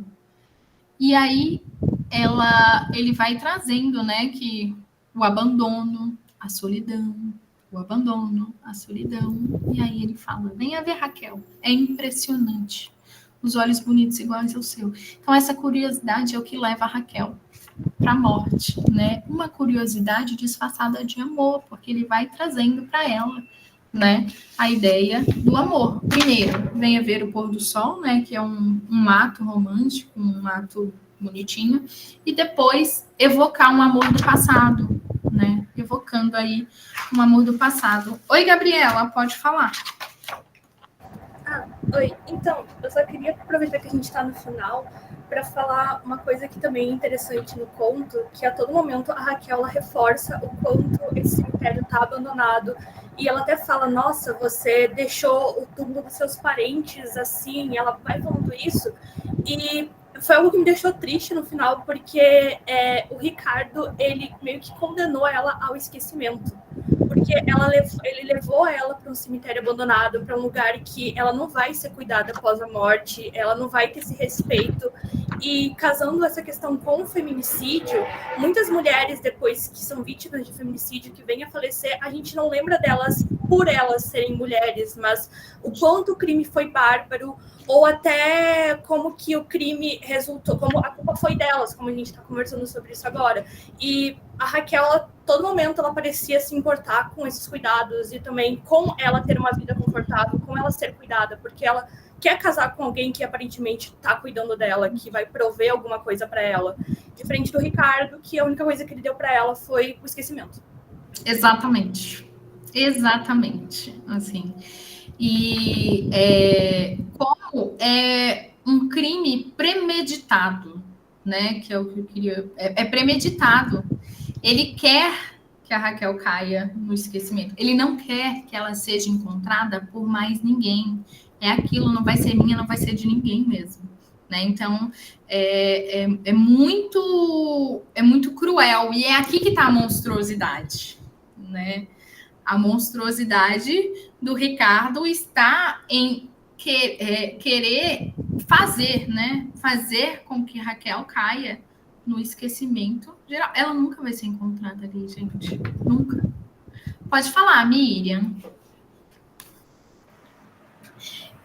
Então, foi exatamente como o que a Gabi falou, me fez pensar em uma outra coisa quando eu estava lendo o texto, e aí tem essa música da Ciranda e Cirandinha, e a autora, ela começa falando que essa música que, inclusive, que é quase como uma lenda, né, ressurge, ela é quase imemorial, e fala assim que as crianças estavam cantando, e era uma canção que era débil, e aí ela fecha, né, Lígia Fagundes, sendo Lígia, ela vai fechar, ela vai falar assim, ficou atento, nenhum ouvido humano escutaria agora qualquer chamado, acendeu um cigarro e foi descendo a ladeira. Crianças ao longe brincavam de roda. Ou seja, o grito dela, que começa a falar aquele grito esganiçado, e ninguém mais ouve ela. Então, esse abandono. E é engraçado, porque quando a gente começa a ler o texto, você tem essa sensação de que você vai ficando uma sensação de horror. Quanto mais ela vai adentrando, você começa a se tomar, você está à beira de que alguma coisa horrível vai acontecer, e você vai sentindo esse horror, acompanhando, assim como a mocinha, né, a protagonista da história, você vai, mas ao mesmo tempo, e ela fica o tempo todo falando, você percebe essa ânsia, como você falou, de que ela fala assim, Ricardo, vamos voltar, ela mostra esse desconforto, mas, enfim, ela acaba sendo sempre seduzida por essa ideia romântica, que ele vai falar, não, venha ver o pôr do sol, venha ver o pôr do sol mais lindo, e aí, e ao mesmo tempo, e a ironia, né, a ironia horrível e horrorosa, que tem apavorante, quando ele vai falar, vem um pôr do sol, porque ele vai falar que tem um momento que ela tem que ficar em uma determinada posição na cela e ela vai conseguir ver esse pôr do sol. Enfim, quando você entende, enfim, é horrível. E essa questão, como a Gabriela falou, do abandono, e que ela vai falar, né, e que esse grito dela me parece muito com essa questão. E essa brincadeira que a Lígia, ela faz, né, da Ciranda, o amor que tu me destes era pouco, se acabou. E ele se justifica disso para ele cometer esse crime horrível contra ela. Exatamente.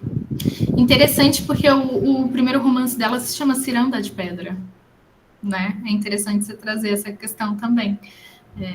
E é um romance que vai trazer também uma mulher que abandona o lar, né? Que sai de casa, que se divorcia e vai ali à frente, né? Numa atitude subversiva ao que se espera dela.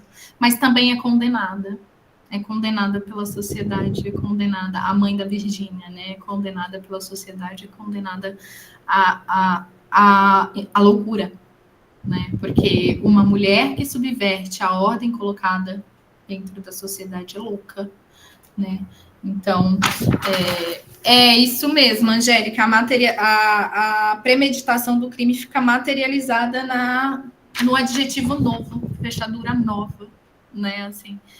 Mas para fechar o conto, eu queria só fechar a aula, eu queria só que vocês vamos ver se está dentro do que uma provocaçãozinha assim, se eu estou viajando nas minhas interpretações ou se vocês também pensaram em algo assim. Quando ele fala aqui no finalzinho, né? Guardando a chave no bolso, ele retomou o caminho percorrido no breve silêncio. O som dos pedregulhos se entrechocando úmidos sob seus sapatos. E de repente, o grito medonho, inumano. Não! Esse não tá em caixa alta. Né? E aí ele segue. De quem é esse grito inumano? Respondam para mim na enquete que está aí no chat. De quem seria esse grito inumano?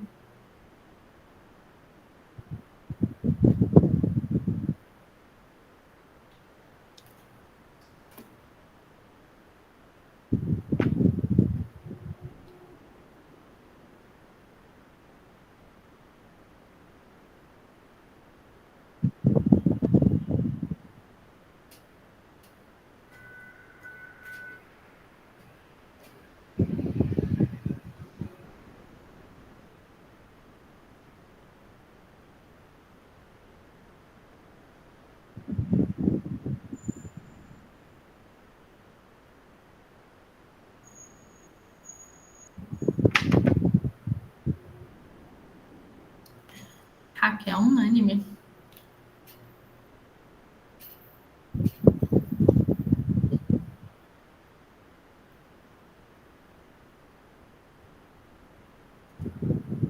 Morto, que legal. Um fantasma apareceu.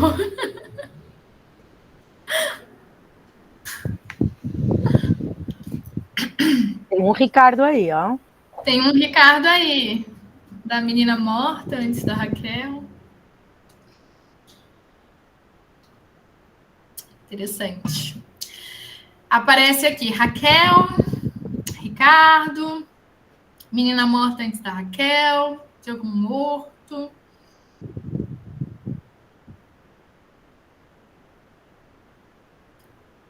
Acho que a gente pode fechar, né? Para dar uns 10 minutinhos para eles falarem. Por que eu fiz essa provocação? Porque antes desse trecho, a Raquel percebe lá, né? A gente tem essa mudança que vocês bem colocaram, né? Que ele começa chamando ela de minha querida, depois ele fala para meu anjo. Ele muda para meu anjo, e aí ele passa a chamá-la de meu anjo, né? Anjo é alguém que já morreu. Vamos colocar aí, né? E aí ele fala, boa noite, meu anjo. Os lábios dela se pregavam um ao outro, como se entre eles houvesse cola. Ela não está conseguindo gritar. Os olhos rodavam pesadamente numa expressão embrutecida. Não, o não da Raquel foi baixinho. Guardando a chave no bolso, ele retoma o caminho percorrido. No breve silêncio, o som dos pedregulhos se entrechocando úmidos sob seus sapatos. E, de repente, o grito medonho, inumano. Não! Gente, será que esse grito não poderia ser do próprio Ricardo dizendo não te tirarei daí? Porque a monstruosidade que ele fez com ela é inumano? Fica aí a provocação para vocês. Não vou responder, só quero dizer o que vocês acham. Eu vou só colocar aqui para vocês as referências. Vou postar para vocês lá na nossa pastinha do Drive, tá? Todas essas referências. Eu gostaria de terminar com um trechinho da Lígia, que eu acho que condensa bem o que foi pensado nessa aula, né? Numa entrevista ela fala: sou escritora e sou mulher. Ofício e condição duplamente difíceis de contornar, principalmente quando me lembro como o país, a mentalidade brasileira, interferiu negativamente no meu processo de crescimento como profissional.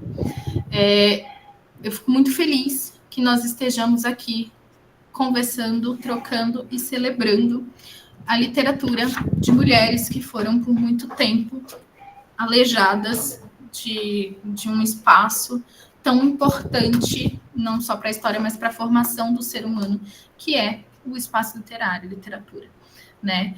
Então, eu queria que vocês dissessem, o microfone está aberto para vocês. Eu gostei, eu queria agradecer muito as contribuições de vocês, assim, enriqueceram muito a aula, foi, assim, eu achei muito interessante essa questão da ciranda. Ela ficou batendo aqui na minha cabeça, como eu não percebi isso antes, né? Assim, eu acho que o mais incrível da literatura, o mais incrível de se discutir de literatura, de estudar literatura, é essa troca que a gente pode estabelecer em alguns momentos, né, meninas? Sem dúvida, Olívia. Eu acho que a literatura salva, né? Isso é muito interessante, muito potente também. Foi muito boa a aula. Aí o pessoal está falando no chat. Quem quiser abrir o microfone, gente, justamente com esses 10 minutos. É um curso de extensão, é aberto a toda a comunidade. Ninguém aqui precisa ser nem doutor, nem sequer ter uma graduação para participar desse daqui, né? Exatamente. Então, gente, todo mundo aqui certamente é leitor, leitora. Sintam-se à vontade. E só também agradecer a contribuição de cada um no chat, né? Teve umas discussões paralelas. Eu fiquei pensando naquela que teve uma, não sei se foi Jaqueline, alguém que falou, às vezes até tá manipulador o Ricardo, que ele manipula até a gente. E foi o que você falou, que a gente até comentou ontem, né? Numa reunião que a gente fez, assim, backstage, que também, quando eu li a primeira vez, eu falei, gente, aquela Raquel é muito chata, né? Mas, claro, depois quando a gente vai ler porque aí vem a questão feminista, né? A gente se torna uma mulher, né? A gente não nasce apenas. Então, a partir de quando a gente se torna essa mulher que consegue enxergar as injustiças de uma forma um pouco mais claras, né? E se colocar também como subjetividade. Então, essas chaves de leitura, elas vão variando de acordo com a nossa experiência, né? E é interessante ler, sempre que a gente puder, coisas que, isso me pegou na infância, eu fiquei com isso na adolescência. Releia, façam esse exercício, porque é muito, muito rico, realmente. E eu acho, agora sim, falando da Lígia, que é completamente a propósito, né? A proposta dela é a gente também ser manipulada pelo próprio Ricardo, como o Machado de Assis faz muito bem com a Capitu, né? E foi uma discussão eterna. Bom, tem alguém, a Mona Lisa está com a mão levantada. Pode falar, Mona. Oi, obrigada pela aula primeiro, Olivia. Nossa, muito, muito boa mesmo, muito maravilhosa. E aí eu estava pensando um pouco nisso que vocês estavam falando, né? Porque parece que quando a gente lê o texto, a gente fica pensando também nos nossos próprios relacionamentos, né? Enquanto que a gente também não enxerga as coisas, às vezes, durante o processo do relacionamento. Porque tem um momento na história que ele pega um pedregulho do chão e começa a andar com ela com um pedregulho na mão. E aí, e a menina continua indo, como se nada, assim. Aí eu lembrei muito de quando eu li o Justine, do Sade, que também é uma menina que ela vai entrando num monte de desgraça que acontece na vida dela, e ela vai indo, e ela não vai enxergando sinais, e aí dá vontade de você pegar a personagem e falar, minha filha, pelo amor de Deus, ele tá segurando uma pedra, não vai pra cova. E aí fiquei pensando nisso, né, em como que a literatura dá essa chave pra gente também acordar para as coisas que a gente não tá vendo dentro da vida. Às vezes tem um cara aí andando uma pedra do teu lado e você não tá vendo. Então acorda, minha filha, acorda. Mona Lisa, é interessante você trazer isso, porque esse é mais um discurso usado para culpabilizar a gente, né? Então, assim, os sinais estavam aí o tempo todo, vocês não viram, né? Como que você não viu esse homem pegando essa pedra? como que você não percebeu que ele estava te manipulando, te jogando para baixo? Como no Marquês de Sade, por exemplo, como que a Justine não percebeu, né, que ela estava entrando em um caminho sem volta? Porque é um caminho sem volta. Esse como não percebeu é muito interessante, porque como a gente não percebe? Pela estrutura patriarcal, que faz com que a gente enxergue o amor como algo sagrado, divino, sei lá, eu não sei quais palavras estão vindo aqui. Então, essa estrutura faz com que a gente não enxergue. E aqui é muito interessante, porque a Lígia subverte de novo. E a intuição feminina? Né? E a intuição? O que você faz com ela nesse momento? Será que a gente é tão irracional assim mesmo? Né? Será que a gente é tão instintiva, tão primitiva desse jeito? Se a gente fosse, a gente pegaria. Né? Se a gente fosse realmente, a gente pegaria. Mas a gente não é totalmente. A gente é moldado culturalmente e socialmente. Então, é muito legal você trazer essa perspectiva. Obrigada. Oi, Ju. Uma coisa também que eu fiquei pensando durante a releitura do conto foi que o título, né, o nome Vem a Ver o Pôr do Sol, também tem muitos significados, né? Aí eu fiquei pensando muito da passagem que ele fala, né, da prima, né, que ela tinha uns olhos, né, verdes, parecidos com o da Raquel, né? E aí eu fiquei pensando, será que também Vem a Ver o Pôr do Sol seria esses olhos se fechando, né? Tipo, esses olhos oblíquos, né? Então, não se fechando, justamente porque, né, ela vai ser engolida pela escuridão da catacumba, né? E vai morrer ali. Porque não tem como, né, ninguém saber onde ela tá. Então, inclusive, esse período do dia também é escolhido por ele de forma premeditada, pelo Ricardo, também pela Lígia, para criar essa atmosfera do terror, né? Porque a gente sabe que no momento do crepúsculo, eu sou mineira, né, gente? E aí no meu imaginário mineiro, o momento do fim da tarde é sempre o momento em que as coisas acontecem, as lendas com as quais eu fui criada, né? O crepúsculo, ele é o período que encerra o dia e começa a noite, é o período que encerra a luz e começa a escuridão, né? Não à toa, ele é muito utilizado nas narrativas fantásticas, né? Então, faz muito sentido, sim, Gil. Oi, Gabi, pode falar. Oi, e puxando também para um pouquinho para o nosso mundo, por assim dizer, quando a gente está indo para o período da noite, é um momento que as mulheres mais se sentem seguras de andar sozinhas na rua. E é uma das primeiras coisas que eu li, eu pensei, meu Deus, por que você tá indo encontrar um homem sozinha em um lugar abandonado? Tipo, para mim o terror foi esse o primeiro começo. Então, quando a gente pensa sobre isso também, é um momento de muita vulnerabilidade para as mulheres andarem na rua. Eu odeio andar na rua à noite, principalmente sozinha. Então, mais uma questão. Exatamente. Gente, bom, só vou aproveitar esses 2 minutinhos para falar que a próxima aula vai ser comigo. A gente vai trabalhar uma autora bastante desconhecida aqui no Brasil, que é a Harmonia Somers.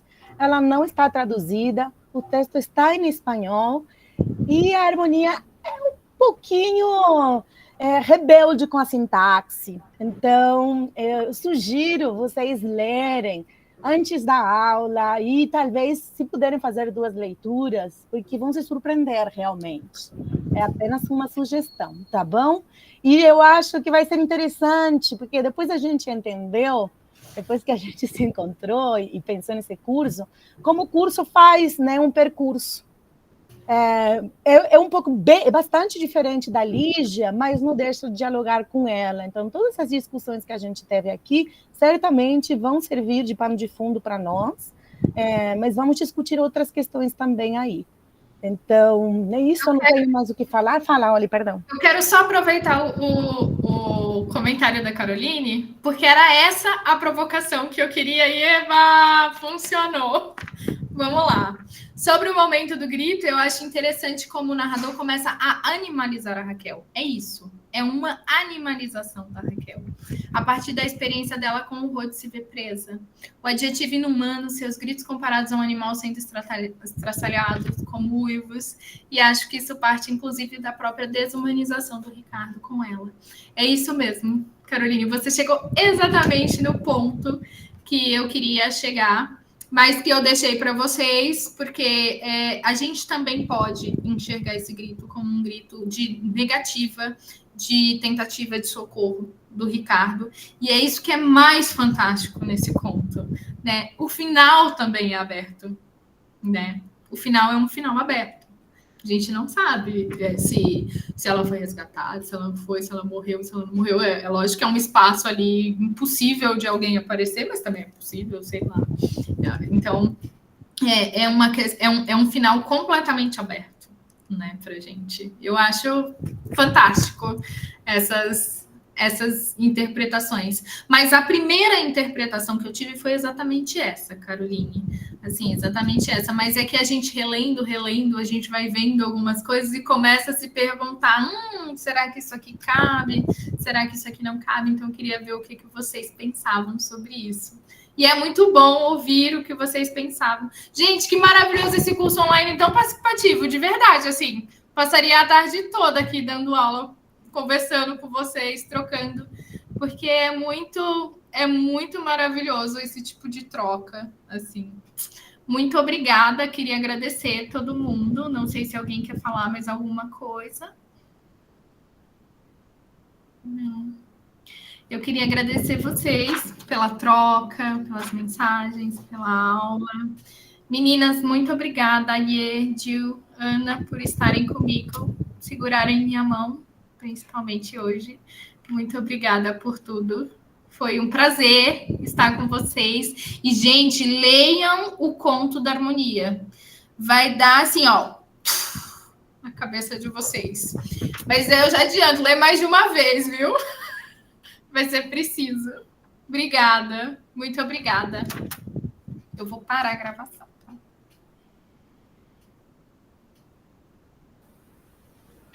É isso, pessoal. Até quinta-feira.